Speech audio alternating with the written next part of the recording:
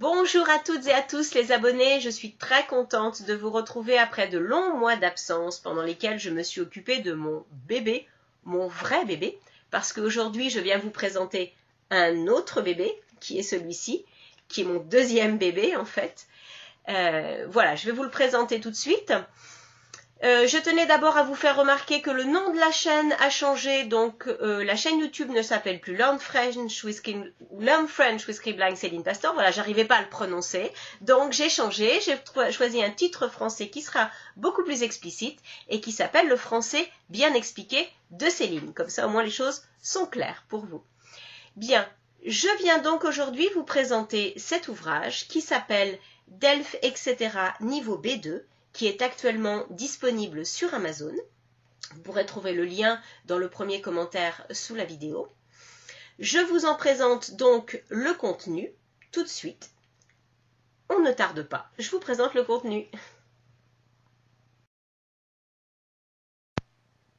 Alors, je vais tout d'abord commencer par vous présenter les points forts de cet ouvrage. Donc cet ouvrage, ce n'est pas un livre de préparation comme ABC Delphes ou le Clé Delphes de Maison des Langues, les ouvrages que vous pouvez trouver chez Clé International ou chez Hachette, où il y a les 4 compétences. Ici, c'est vraiment un ouvrage de renforcement linguistique, grammaire, structure, etc.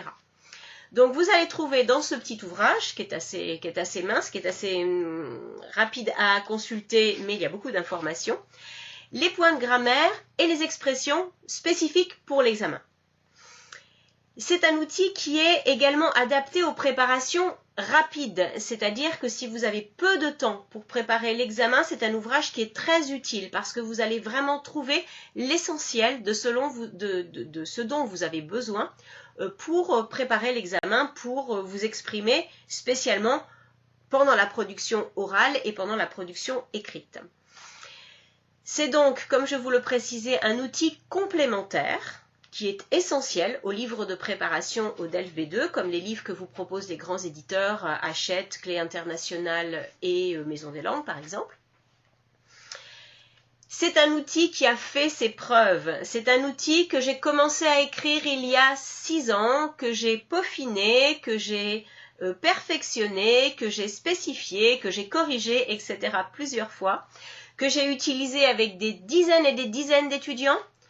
Donc, c'est un outil qui a vraiment fait ses preuves. Les étudiants qui l'ont utilisé m'ont toujours dit être très très satisfaits des informations qu'ils y ont trouvées. Donc, vraiment, c'est un outil que vous pouvez utiliser avec confiance, il n'y a pas de problème.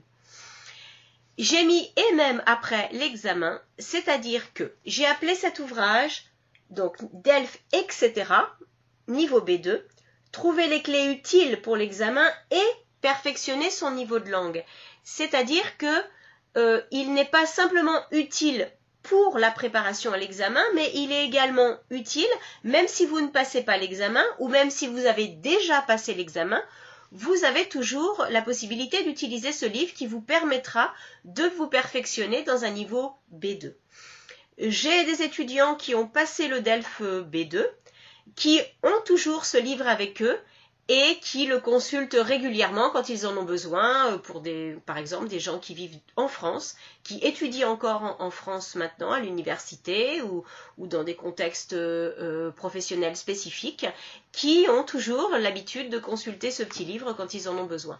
Donc vraiment, ce livre peut vous suivre même après l'examen. Je vais maintenant vous détailler chapitre par chapitre ce que vous pouvez trouver à l'intérieur de cet ouvrage.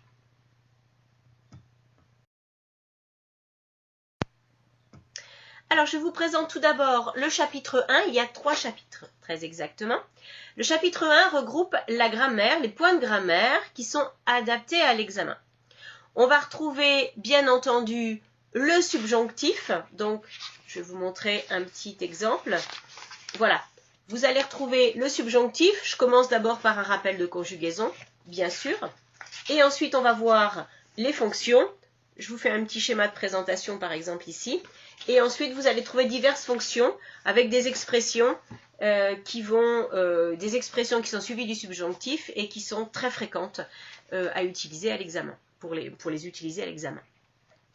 Ensuite, il y aura le conditionnel et DELF B2, c'est-à-dire comment on va contextualiser le conditionnel à l'intérieur du DELF B2.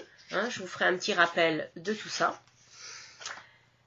Les verbes avec ce, alors j'ai mis les verbes avec ce, j'ai pas mis les verbes réfléchis ou les verbes pronominaux, c'est-à-dire que j'explique un petit peu les différentes catégories. Donc là, la leçon sur ce point, elle est assez complète. Et je complète cette leçon numéro 3 des verbes avec ce par une leçon qui s'appelle les verbes de progression avec ou sans ce. Ces verbes de progression sont très très utiles pour justement l'examen, pour préparer, pour s'exprimer sur les sujets que vous allez pouvoir trouver au DELF B2. Je termine par les accords de participe passé. Ça, bien sûr, ça va surtout être important à l'écrit et ça va être très très important justement dans la production écrite du DELF B2 car généralement les professeurs qui vous corrigent vous attendent sur ce genre de petites erreurs. Donc je vous fais un rappel des accords de participe passé. On regarde maintenant ce qu'on va trouver dans le chapitre 2.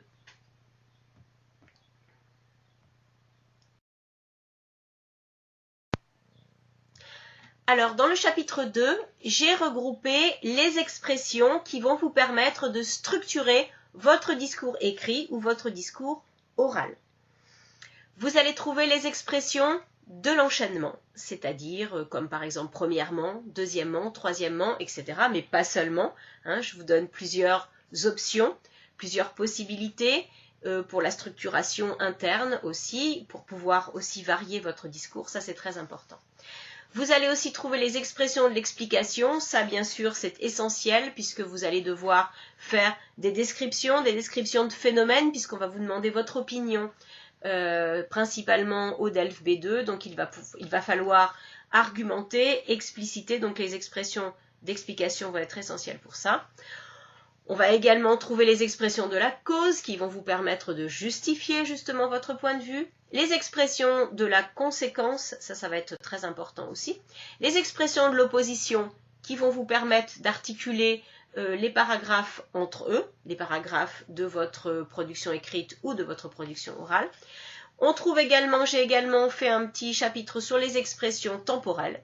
Et enfin, sur les expressions de but, ça va être vraiment aussi essentiel pour l'expression de l'opinion et pour vous projeter un petit peu dans l'avenir. Vous allez pouvoir les utiliser par exemple dans la conclusion, pas seulement. Voilà. Toutes ces expressions vont vous être très très utiles. Je vous propose à chaque fois plusieurs expressions. Je vous explique à chaque fois dans quel contexte on utilise chaque expression, c'est-à-dire que les expressions ne sont pas interchangeables, vous ne pouvez pas utiliser une expression à la place d'une autre. Vraiment, je vous explique exactement dans quel contexte vous pouvez l'utiliser. Donc vraiment, ce chapitre, il est très très très détaillé concernant ces expressions. On va voir maintenant ce qu'on peut trouver dans le chapitre 3 et ensuite.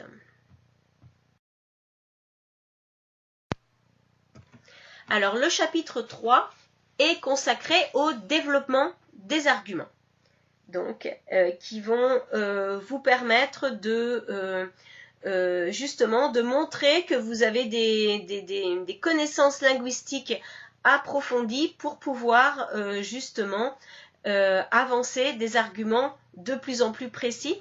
Ces expressions vont être bien sûr très utiles dans la structure de votre production orale, la production orale que vous allez préparer tout d'abord, mais également elles vont vous être utiles quand vous allez faire le débat avec le professeur, puisque le débat, évidemment, il n'y a pas de préparation, donc il va falloir que vous ayez des acquis linguistiques assez importants pour pouvoir vous exprimer correctement, pour pouvoir défendre vos opinions sans avoir besoin de préparation.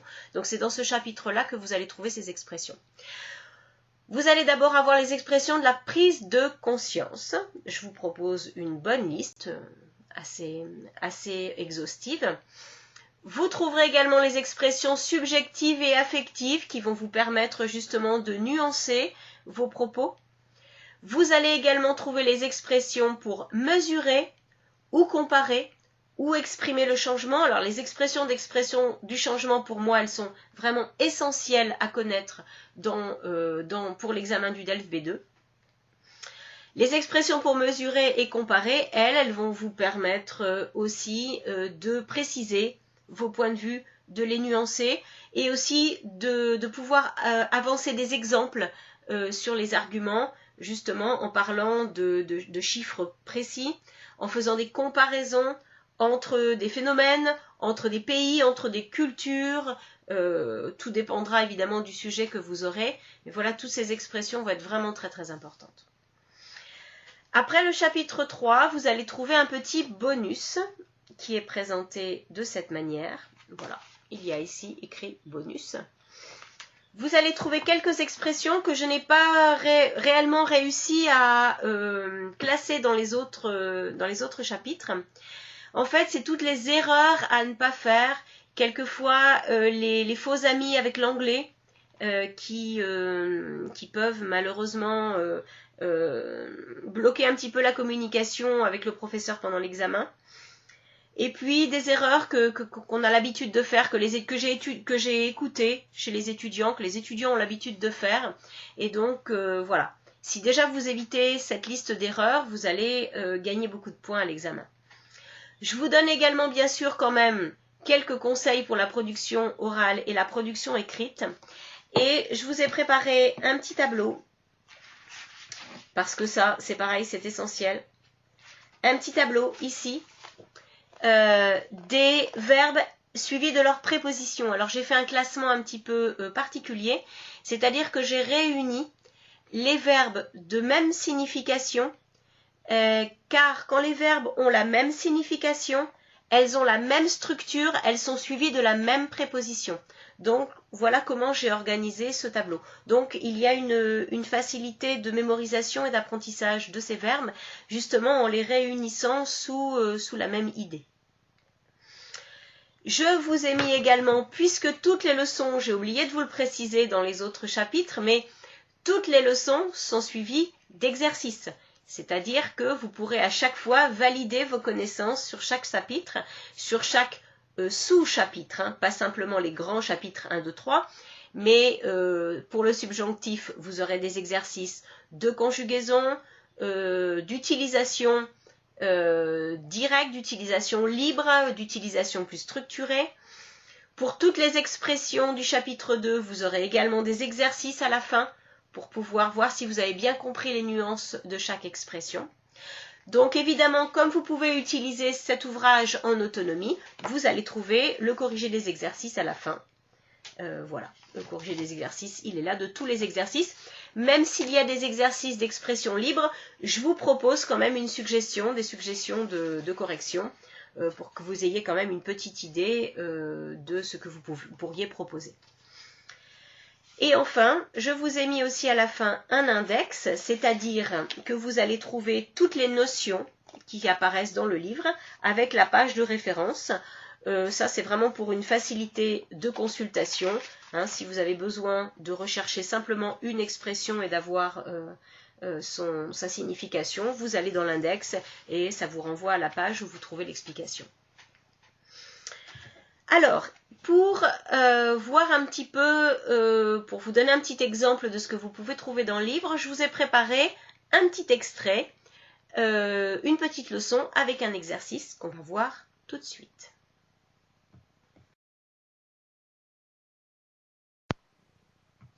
Alors, je vous ai donc préparé un extrait. Alors évidemment, j'ai choisi les expressions pour indiquer le changement parce que, comme je vous ai dit, elles sont vraiment essentielles pour moi à connaître si on veut se présenter à l'examen du DELF B2. Alors, la liste d'expressions que je vous ai mise ici, ce n'est pas la liste complète du livre. En fait, j'ai fait un choix de quelques expressions qui se trouvent dans le livre, que vous allez retrouver ensuite dans l'exercice que je vous propose. Donc ici, il n'y a pas toutes les expressions. Sachez que dans le livre, des expressions pour indiquer le changement, il y en a beaucoup plus. Ce que je vais faire, je ne vais pas vous faire de commentaires par rapport à ce qui est écrit. Je vais simplement vous lire ce qui est écrit pour que vous puissiez lire et écouter en même temps pour bien avoir en tête les informations. Et ensuite, je vous donnerai quelques minutes pour faire l'exercice qui va permettre de valider la connaissance de ces expressions.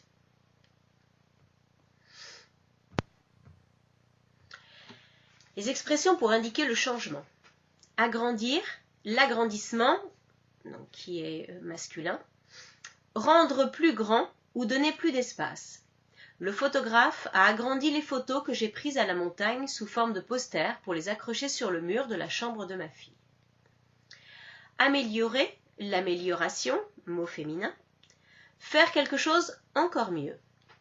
L'entreprise doit améliorer son chiffre d'affaires en vendant plus à l'étranger. Décliner, un déclin.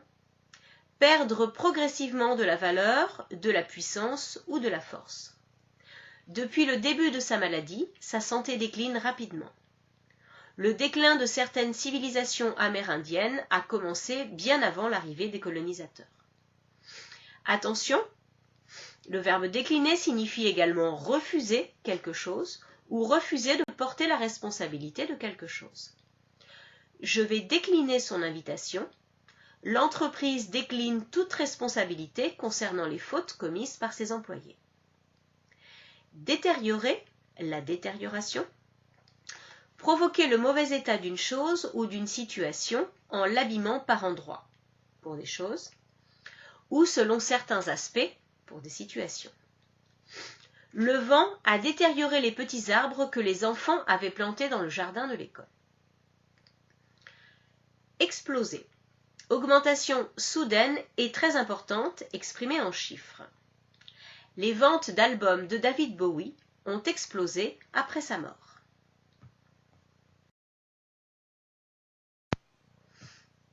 Les expressions pour indiquer le changement, page 2. Prolonger, le prolongement, la prolongation. Ajouter un élément à un autre élément pour le rendre encore plus long, chose ou période de temps. J'ai réussi à prolonger mes vacances d'une semaine supplémentaire. Nous allons prolonger le mur jusqu'à la route. Attention, le prolongement, rendre plus long concernant une chose. Le garage se trouve dans le prolongement de la maison. La prolongation, rendre plus long concernant une période de temps.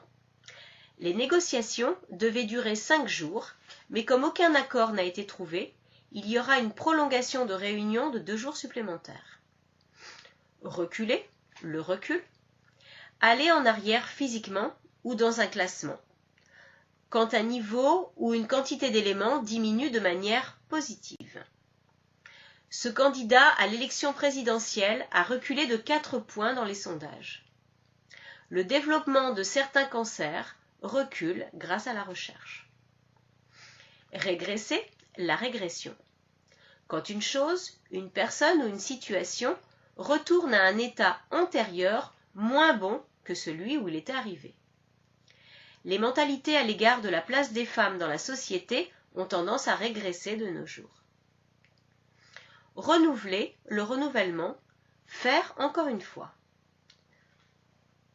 Aux Jeux Olympiques de Londres en 2012, Usain Bolt a renouvelé l'exploit qu'il avait fait à Pékin en 2008. Rénover, la rénovation.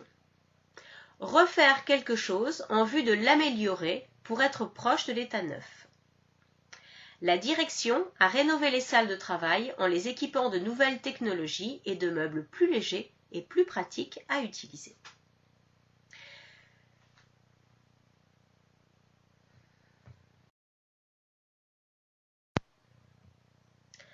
Donc avec les mots que je viens de vous expliquer, les verbes particulièrement que je viens de vous expliquer, je vous propose donc un exercice. Je vous laisse quelques minutes pour faire cet exercice, pour compléter les phrases.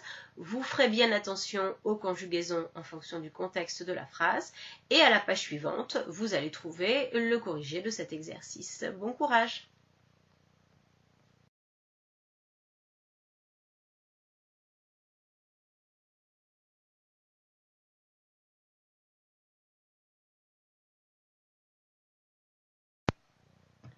Et cette présentation est à présent terminée. J'espère qu'elle vous a intéressé, que ça vous a donné envie de vous procurer mon ouvrage. Donc n'oubliez pas de regarder le lien Amazon qui va se trouver dans le premier commentaire sous la vidéo. Vous pouvez donc retrouver plusieurs de mes vidéos, il y en a à peu près une cinquantaine de mes anciennes vidéos donc sur ma chaîne YouTube qui s'appelle maintenant Le Français bien expliqué de Céline.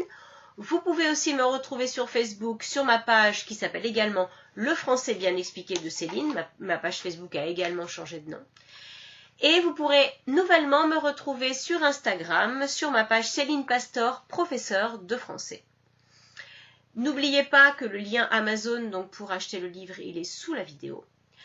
Et mon site web qui est www.celinepastor-scribline.com pour mes propositions de cours et de correction également. Je vous souhaite une bonne continuation encore à toutes et à tous. Je vous dis à très bientôt. Maintenant, pas de grande séparation comme jusqu'à maintenant. Je vous retrouve à très bientôt pour des vidéos avec des formats un petit peu plus courts. À très bientôt. Étudiez bien.